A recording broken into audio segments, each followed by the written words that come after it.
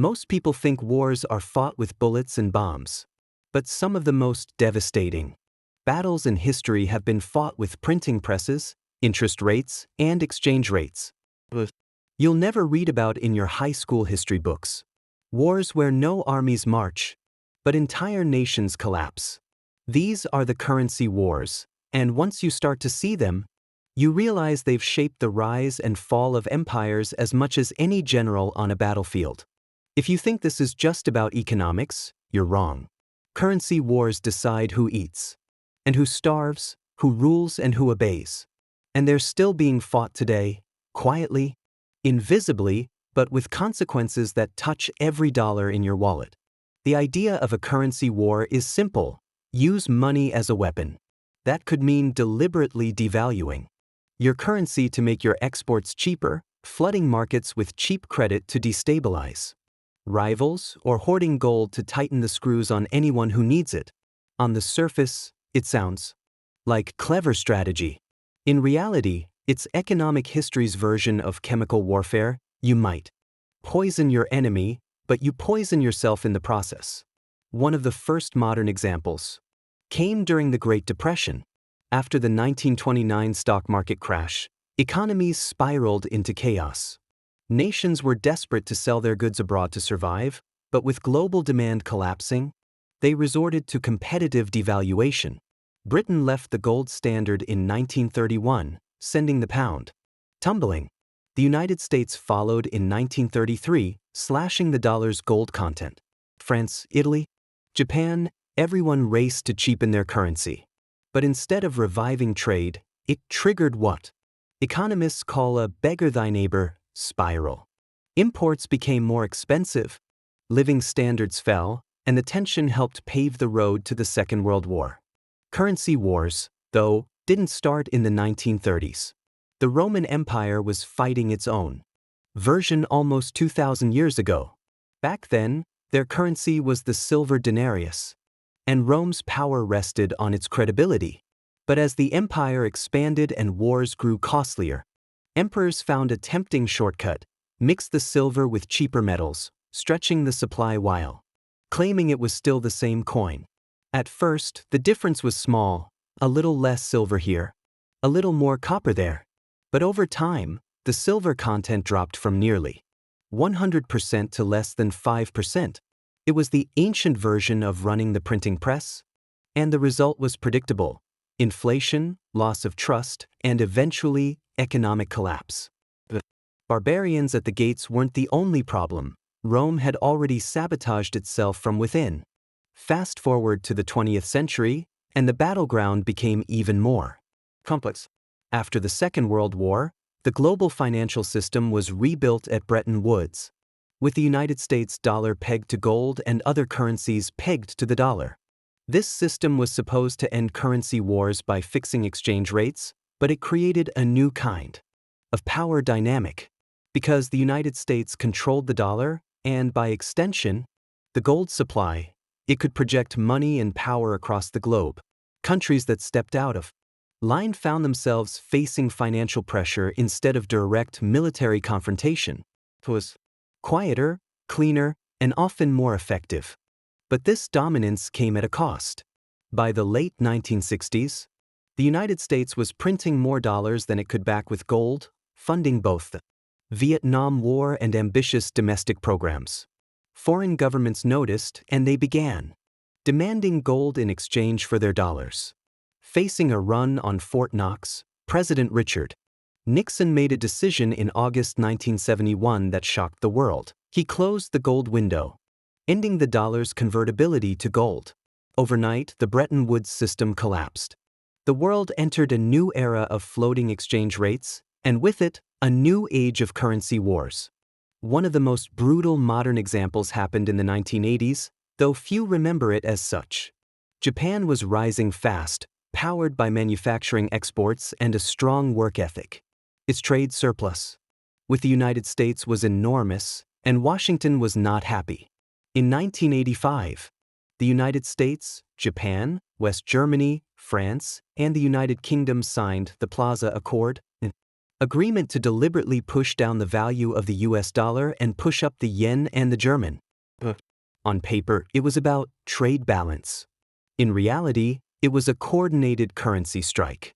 The yen's value doubled in just 2 years, making Japanese exports far more expensive. Japan's asset bubble inflated, then burst spectacularly in the 1990s, leading to decades of stagnation. The United States didn't fire a shot, it just used the currency markets as artillery. The thing about currency wars is that they rarely look like wars in real time.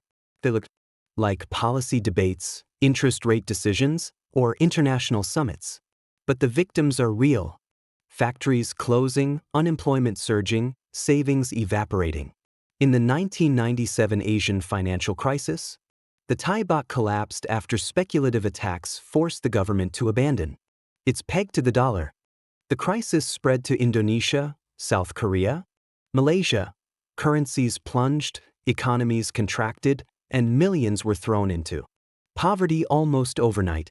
It was a stark reminder that in a globalized financial system, one nation's devaluation can become another nation's catastrophe.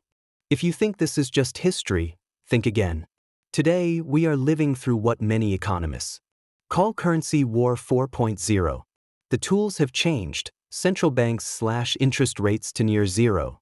Or even negative, they unleash quantitative easing programs that flood the world with liquidity, and they weaponize sanctions to freeze assets and cut countries out of the global payment system. The United States and China are locked in a subtle, high-stakes battle over currency influence. The dollar is still the world's reserve currency, but China has been pushing the internationalization of the yuan, creating alternative payment networks and stockpiling gold. Meanwhile, emerging economies face a cruel dilemma: keep interest rates low to support growth, and risk capital flight, or raise them to defend the currency and choke the economy. Either way, the playing field is tilted in favor of the biggest players. The pandemic of 2020 turned this slow-motion war into a sprint. Governments around the world printed unprecedented amounts of money to fund stimulus packages. In the United States alone, trillions of dollars were created in less than 2 years. At first, the effects seemed manageable. Stock market soared, unemployment fell, and consumer spending roared back. But the bill always comes due. By 2022, inflation was at 40-year highs, and the Federal Reserve began aggressively raising interest rates. That created ripple effects worldwide. The stronger dollar made imports more expensive for other countries, fueled debt crises in places like Sri Lanka, and pushed weaker currencies to the brink. The same policies meant to stabilize one nation can destabilize dozens of others. That's the hidden cost of a currency war. It's not just between two sides. It's fought on a battlefield where everyone's forced to participate. History tells us that currency wars rarely have clean endings. They tend to spiral until something breaks, a currency collapses, a new monetary system emerges, or political instability. Forces change. In the 17th century, the Dutch guilder dominated world trade. Came Britain's pound sterling in the 19th century, and finally, the dollar in the 20th. Each transition was messy, tied to wars, defaults, and economic upheaval. Now, whispers are growing about what comes next. Will the dollar hold its position for another 50 years? But multipolar system emerge, with digital currencies backed by central banks competing for dominance?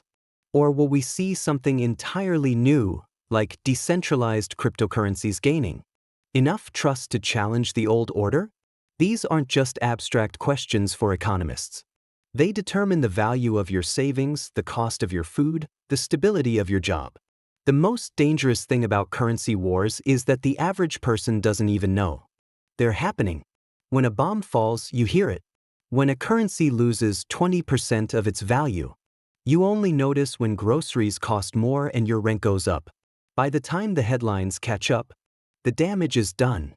That's why financial education is so critical. If you understand the patterns, the way inflation eats away at real wealth, the way central banks and governments use the financial system to project power, You can take steps to protect yourself. You can diversify your assets, hold a portion in things that retain value outside the financial system, and avoid falling for the illusion that the numbers in your bank account are the same as security. In the end, currency wars are a reminder that money is not neutral. It is not just a medium of exchange. It is a tool of strategy, control, and sometimes destruction. The victors are not always the smartest or the most productive, often. They are simply the most powerful. And the losers are those who never realized they were part of the fight until it was too late. History doesn't repeat exactly, but the themes are familiar. Debasement in Rome, devaluation in the 1930s, the Plaza Accord in the 1980s, quantitative easing in the 2010s, and whatever comes next. The names and faces change, the playbook stays the same. So the next time you hear about a currency adjustment, a sudden interest rate cut, or a new round of sanctions, don't think of it as abstract economics. Think of it as the opening moves of a battle. And remember, in a currency war, you don't have to be a soldier to become a casualty. Understanding this is the first step to surviving it. The second is acting before the storm reaches your door. Build real wealth, not just paper claims. Question the system, follow the patterns, and never forget. When money is a weapon, the safest place to stand is where they can't hit you. If this gave you a new perspective, hit subscribe. History has the answers. I'll show you where to look.